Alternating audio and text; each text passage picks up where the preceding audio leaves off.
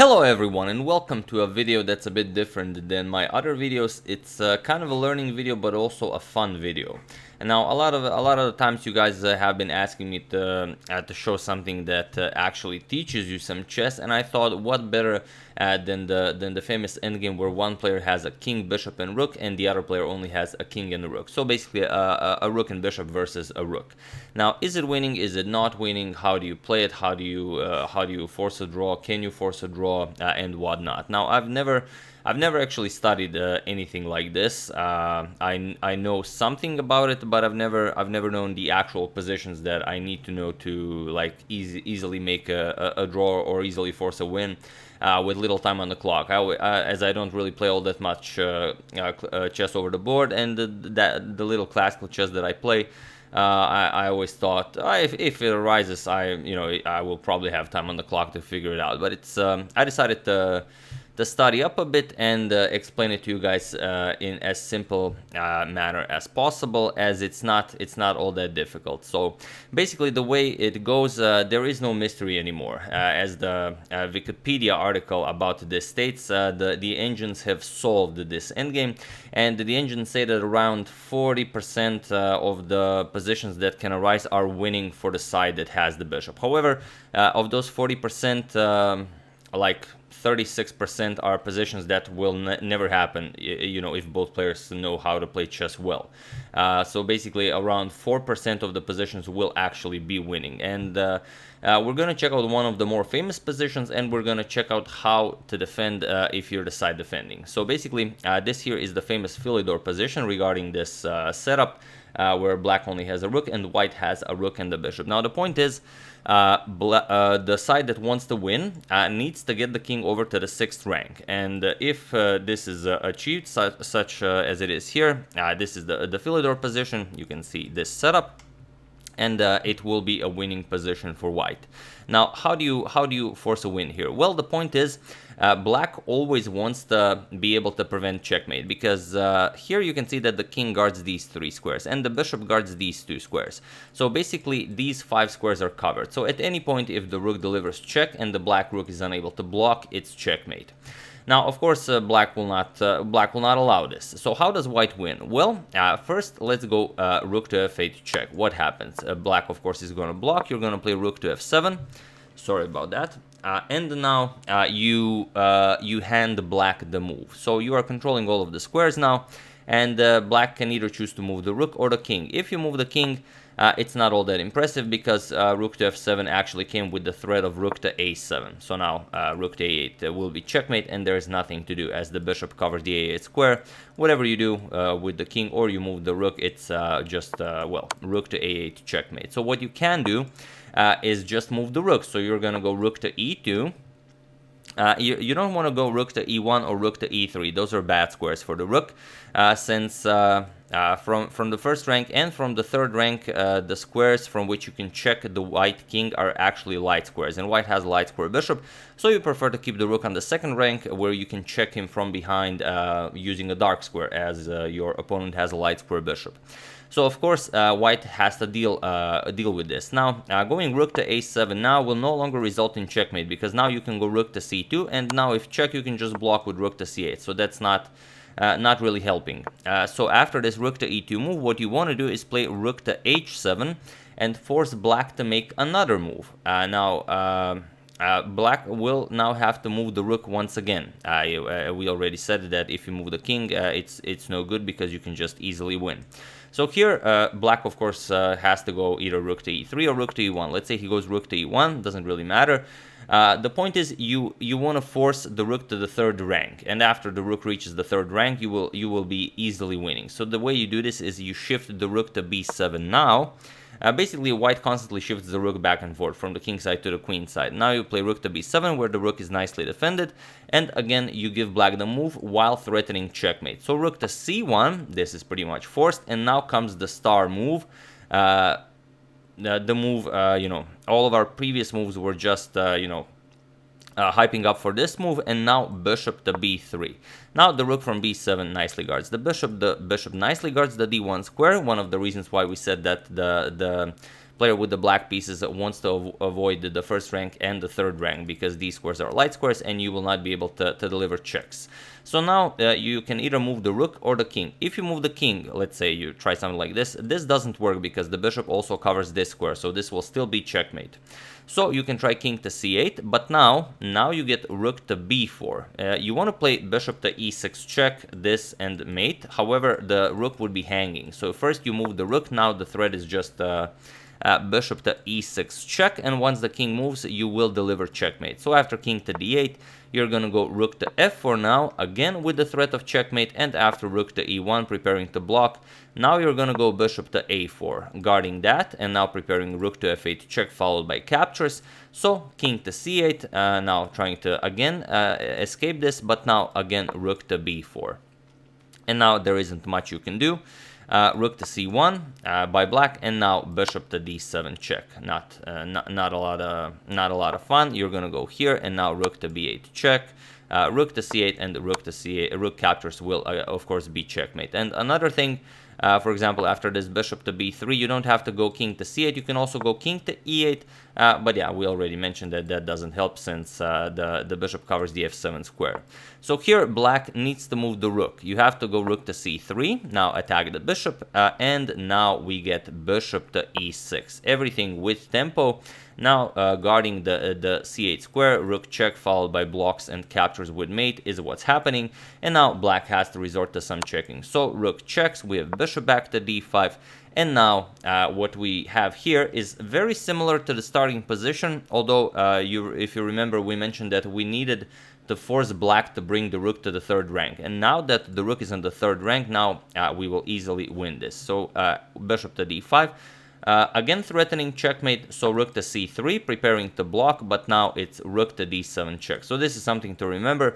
After the rook is forced to pin the bishop. So it's similar to the defense we're going to mention. But now after the rook finally moves, now it's rook delivers check, king to c8, and now rook to f7. f7 is the star move again.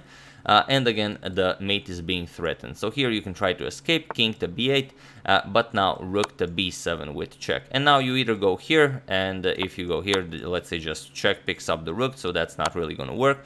You have to go to c8, and now of course rook to b4. Rook to a7 with this idea doesn't work just yet, because you can still go king here, and check is just met with rook to c8. So the way you want to do this is rook b7 check, king to c8, and now rook to b4. The point is, sorry, not b5, rook to b4. Now the point is, there are threats of bishop e6 check, king moves, and rook delivers mate, the one that we've already shown. So you have to prevent this. The other threat is just rook a4 now, which can also be used to deliver checkmate. So there are two possible defenses for black. One is to just go rook to a3 to prevent this threat, but now it's a bishop e6 check, this and checkmate. Or after this rook to b4 move, you can go rook to d3, pinning the bishop, but it is not a possibility because of rook to a4. And now the point is, the a8 square is guarded by the bishop, and there is no defense against rook to a8 checkmate. So basically, whatever black plays, it's going to be checkmate. So what we've done from the start, it seems like a lot of lines, but it's really not. It's basically just a few moves. So what we've done is we forced black to move the rook to the third rank by delivering some checks. So in short, just check, check, and rook f7. The point is, we have this setup that everything is nicely guarded, and we want to play this basically, rook a7 and rook to a8 check. It does make sense since we have a light square bishop that guards this square, so this is our plan. And of course black will do everything to prevent it. So rook e2, like we mentioned, you force black to waste another move, rook h7. Now he's gonna play something. If he goes to the third rank, then we're already closer. So he's gonna go rook to e1, and now you shift the rook to b7. Now it's again his move, rook to c1. He has to prevent mate, and now the star move. You just remember the star move, bishop to b3, as now it guards the d1 square. So here you have rook to c3 attacking, and now finally bishop to e6. Everything with tempo. So you need to guard this square, rook to d3 check, and now bishop to d5. And we've reached the exact same position, only it's with the black rook on the third rank. So rook c3 again, preparing to defend. And now, like we said, after the star move comes the check, rook d7 check, king c8, and the rook to f7 now. The f7 square will be deadly. The king will try to escape, so king here. Now check can be met with just escaping, but it will not help him. Rook b7 check, and now you have to go to c8, and now it's just rook to b4, and there is nothing more to be done here. This is the threat, and this is the threat, so there's nothing to be done. Rook to d3 will be played, but now rook to a4, and that's it. We finally got this position where you will deliver check on the a8 square that's guarded by the bishop. So this is the Philidor's position, and it's one of the it is the most famous position when it comes to bishop and rook versus a rook. Now there is another position, and it's very similar. Jean-Baptiste Loli figured it out. So if we just move all of these guys one square to the left, we get this. Now it's of course a dark square bishop, not a light square bishop. So this position will still be winning. So these squares are winning. If you can get your king to the 6th rank, it will be a winning position. Now it's different because it's much faster. For example, now either it's white to move or black to move, doesn't really matter. For example, you're gonna go white is threatening checkmate, so black needs to prepare rook d1. He wants to defend. Now rook to a7, again threatening checkmate. Black will defend, rook to b1, and now we can immediately play our star move, bishop to a3, without all the hassle we had in the Philidor position. So this one is a little bit quicker. And now after rook to b3, pretty much everything the same. Now you go bishop d6 with tempo threatening this. Rook to c3 check and bishop here, and we've again achieved the exact same thing. We've forced the rook to the 3rd rank with this setup, and now we are easily winning. You're gonna go rook b3 to guard against this checkmate, but now rook c7 check. So after the star move comes the check, king to d8, or b8 doesn't really matter, because after either of the moves, rook to f7 is coming. Now you have the dark square bishop, so of course this square is covered. And you want to deliver checkmate here, and there is nothing to be done. Point is that your star bishop covers the e3 square, so so you will not be able to block with rook to e3, and everything else just fails miserably to rook to f8. So we've covered the Philidor position. Now it's the one like this. You can just try it on your board. It's once you try it a few times, you get the hang of it. So maybe it's not clear immediately, but I also tried it a few times, and then it does sink in. So the lowly position, which is one square to the left, everything is just shifted here. However, if you move the pieces furthermore to the left, it doesn't work, because you don't have enough squares on the queen side. Point is, let's say this is the position. Now you want to deliver checkmate. Black will play rook c2 to be able to block it, and you will now try to play your star move, but for example you cannot move your bishop all the way here to get the star move in. So you could try this. Now okay, you guard the b1 square, so there are no checks, but just king c8. And now the problem is, let's say you bring the bishop back, again threatening some checkmating ideas, just rook d1. Rook d1 blocks this, and now the problem is you don't have enough room all the way on the queen side to bring the rook at least 2 squares away from the black king. As far as you can go is rook to a7, and the black just laughs in your face. He goes king here, and there is no checkmate. Of course, something like this will always be met with rook delivers check. So it's important to remember the Philidor position, the lowly position, and that it doesn't work if you shift the king one more square here. So these are the squares that the white king wants to reach. And here we have one famous position that is used to teach how to defend here, and the defense used for the weaker side to defend is called the Cochrane defense by John Cochrane, who figured it out. Now here we have a similar position to the Philidor position, but it's really not. So if we could get our bishop here and our king here, then okay, then we have our king on the 6th rank, bishop on d5, and we will be able to win the game.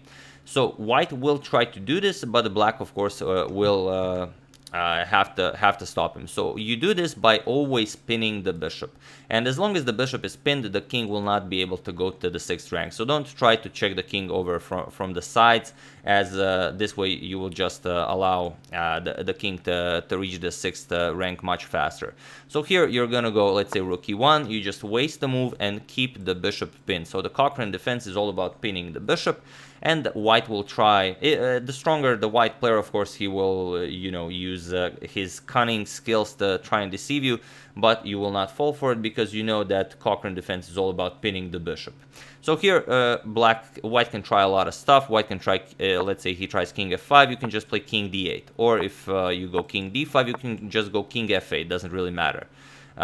If you try something like rook to a8 check, then you've already allowed black to move to the 7th rank, and now the king will prevent the white king also from reaching the 6th rank.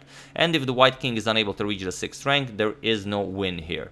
Of course, if you try something like rook to h7 to go for some checks here, which is pretty much pointless, black is just going to waste the move. There is no threat of checkmate as long as the king is not on the 6th rank. So here white will try to trick black. Let's say king d5, you're just going to go king f8. Let's say king d4, you're just going to repeat.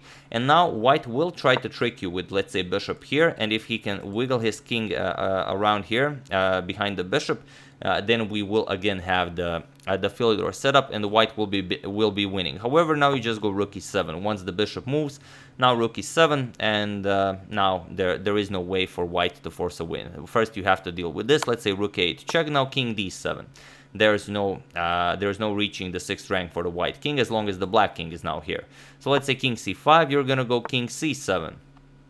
Rook to a7 check. You're gonna go back king to d8, and yes, now you are offering a trade here. So let's say rook to a6, but now king to c7 again. And if you try rook to c6 check, let's say king d7, you're gonna go rook to a6, and again king to d8. And now you can even allow king to d6, because you now just push him away. Rook checks from here, king to e6, rook e7 check, king f5, and now you just go back. You've cut off the king away from the 6th rank, and it's not a problem. You will be able to hold this forever. So just you know, keep pinning the bishop, and if white allows it, let's say he tries some trickery, then you can offer a rook trade and so on. So it does require some practice, and of course the stronger your opponent, the more cunning he will use against you to try and trick you in achieving some of these positions. But it's important to know that the king should not be able to touch these squares. So either the Philidor position or the lowly position, otherwise you will just you know, be beaten. That's pretty much it for this video. I've shown you the Philidor position, I've shown you the lowly position, I've shown you why it doesn't work if we switch it all the way here. So remember just these 4 squares, and we've well, briefly talked about the Cochrane defense, which is all about pinning the bishop. So once you have this, you know, even if you have like a minute on the clock, if you're playing bullet or something, or blitz, or you've run down on time, just remember to keep the rook here, keep wasting moves, and once the king and bishop move, then you can go for rook to e7. And once white figures out that, yeah, he's not achieving much, he's going to go back, and then just bring the rook back, and again, continue pinning the bishop. So that's the educational video that you guys requested. I do hope you enjoyed it. I would like to thank Uroš Petković, Pavel Atanasov, Frank Combs, Miloš Knežević, and GS for your contribution to my channel. Thank you a lot, I really appreciate it. As usual, you can check 2 of my previous videos here. Thank you all for watching, and I will see you soon, continuing the coverage of the Morphy saga, checking up on your wonderful suggestions, and whatever else happens in the chess world. And do mention if you've enjoyed a video like this, as, I don't know, I tried to explain it as best as possible the way I understood it. So if you guys enjoyed that, I can you know, try and do some more videos like this. Either way, let me know. Thank you all, and I will see you soon.